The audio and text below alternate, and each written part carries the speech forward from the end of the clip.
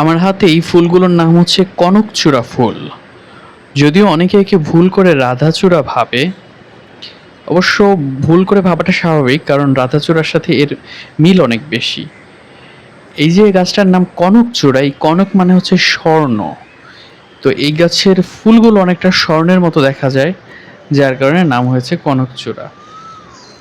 একটা পূর্ণবয়স্ক গাছে একদম হাজার হাজার ফুল ফোটে, দূর থেকে মনে হয় যে গাছে যেন আগুন লেগে গেছে।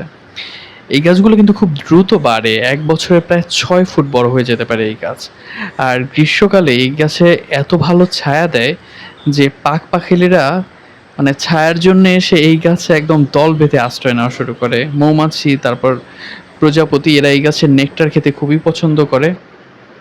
আর এই গাছের আরেকটা দারুণ বৈশিষ্ট্য হচ্ছে এই গাছ শহরের যে যান্ত্রিক গ্যাস, এই গ্যাসকে শোষণ করে বাতাসকে পিউরিফাই করতে পারে, যার কারণে শহরে এখন এই গাছকে খুব বেশি লাগানো হয়।